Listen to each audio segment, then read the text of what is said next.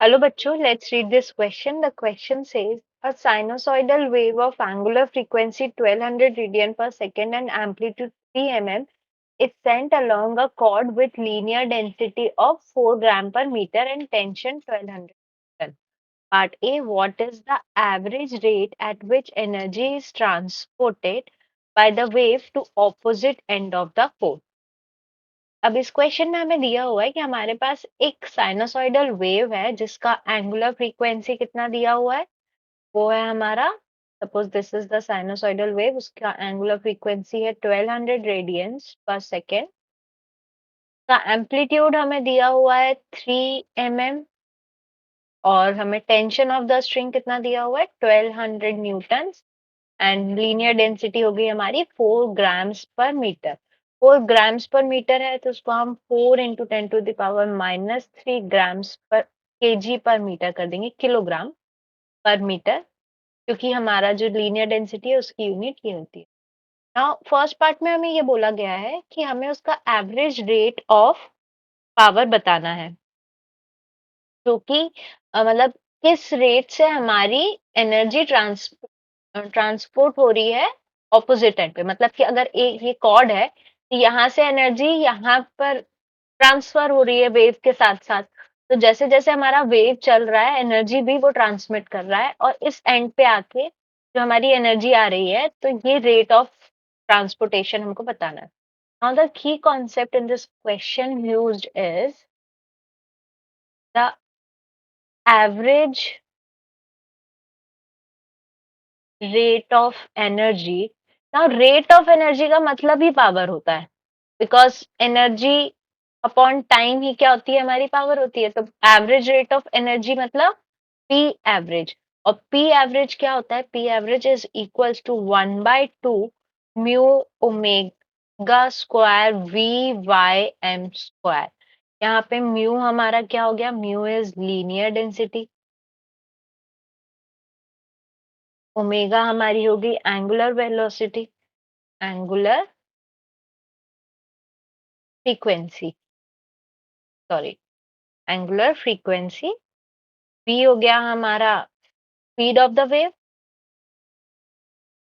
And ym हमारा क्या होगा, ym हमारा है एम्पलीट्यूड ऑफ द वेव। तो अब सबसे पहले हम क्या निकालेंगे पार्ट ए में, p एवरेज, तो उसके लिए 1/2 म्यू कितना है हमारा 4 इंटू 10⁻³ और ओमेगा कितना था हमारा 1200 रेडियन पर सेकेंड, तो ओमेगा स्क्वायर स्पीड। अब स्पीड हमें नहीं दी हुई है ना, स्पीड हमें निकालनी है, तो स्पीड अभी हम चलो v लिख लेते हैं यहाँ पे एंड देन ym हमारा क्या हो गया 3 mm, तो 3 mm इज 3 इंटू 10⁻³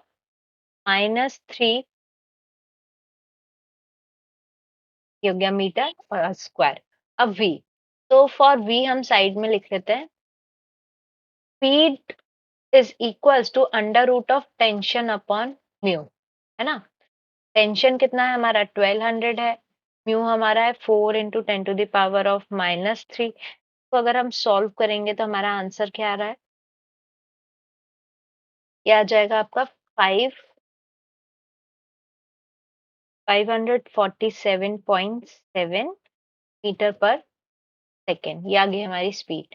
अब इसमें अगर हम वैल्यूज पुट करते हैं तो this is 1/2 4 into 10⁻³ 1200 square 547.7 multiplied by 3 into 10⁻³ whole square. अब इसको सॉल्व करेंगे हम, this is equals to 4.732 watt, ये आ गया हमारा आंसर।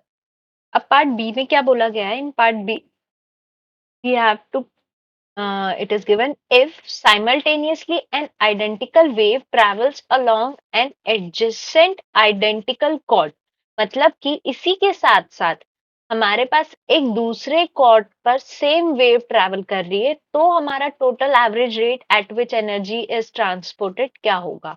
ठीक है, और टू कॉर्ड्स जो है हमारी अलग अलग है, तो जब दोनों कॉर्ड्स अलग अलग है तो सिंपली उनका कोई सुपरपोजिशन तो होना नहीं है वेव में, क्योंकि दोनों वेव्स हमारी अलग अलग कॉर्ड में ट्रैवल कर रही हैं। तो उससे क्या आएगा हमारा, पार्ट बी में when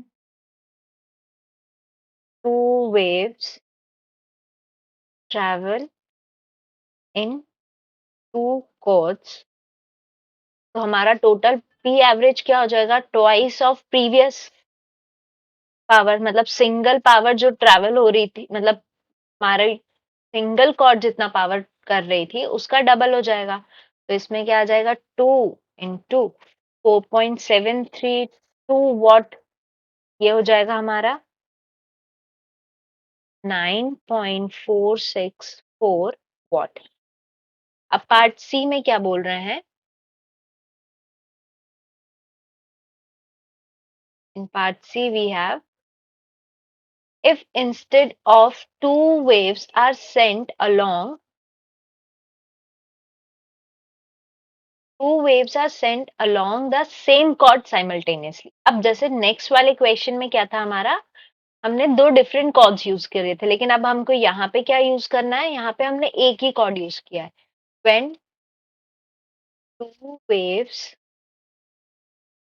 travel in one chord, अब यहाँ पे एक ही कॉर्ड में दोनों ट्रेवल कर रही है, तो यहाँ पे क्या होगा, therefore superposition of waves take place। तो अब जो हमारा रिजल्टेंट वेव बनेगा उसका जो एम्पलीट्यूड होता है, therefore amplitude of resultant wave is, say y dash is equals to twice of ym cos of phi by 2। अब यहाँ पे जो phi होता है ये क्या होता है, phase difference between two waves. ठीक है, तो अब यहाँ से अगर हम देखें फर्स्ट केस में वो क्या बोल रहा है इसी में, कि हमारा अगर फेज डिफरेंस जीरो हो तब क्या होगा। तो फेज डिफरेंस क्या आ रहा है, फेज डिफरेंस हमने अगर जीरो किया तो हमारा y क्या, y डैश क्या हो जाएगा, 2ym cos ऑफ जीरो, ये जीरो हो गया तो ये क्या गया 2ym, मतलब ट्वाइस ऑफ ym। और हमें पता है कि जो पावर होता है, average power, it is proportional to ym square. तो अगर हमारी एम्पलीट्यूड की वैल्यू डबल हो रही है तो सीधी सी बात है कि जो हमारा पी एवरेज आएगा, पी एवरेज डैश से डिनोट करते हैं, it will be proportional to twice of Y m square और 4 times of Y m square. तो यहाँ से ये क्या गया, 4 टाइम्स ऑफ पी एवरेज। तो यहाँ पे हम देखते हैं 4 टाइम करने के बाद इसमें क्या आ रहा है, हमारी पावर हो जाएगी 18.92 वॉट। तो ये हो गया हमारा आंसर जब हमारा फेज डिफरेंस क्या है, जीरो है। अब नेक्स्ट पार्ट में क्या बोला है, फेज डिफरेंस 0.4 पाई रेडियंस है। तो हमारा इसमें क्या दिया हुआ है, phi is equals to 0.4 pi radian. तो अब हमारा वाई आर क्या हो जाएगा, या एम्पलीट्यूड क्या हो जाएगा, 2ym cos of 0.4 pi divided by 2। तो हम सॉल्व करके देखते हैं।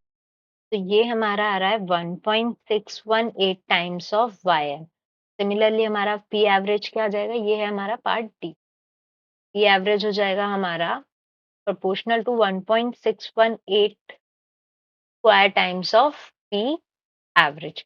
ये कितना हो रहा है हमारा, is equals to 2.618 times of P average, and हमारा पी एवरेज क्या था, P average was 2.618 multiplied by 4.732, ये हो गया 4.732।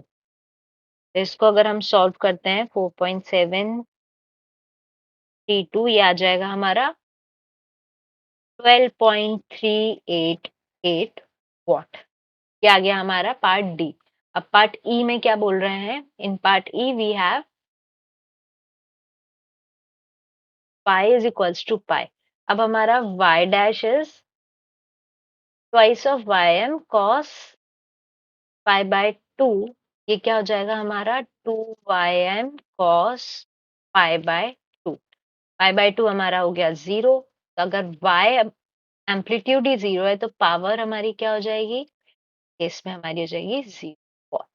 So I hope you understood the explanation well. Thank you.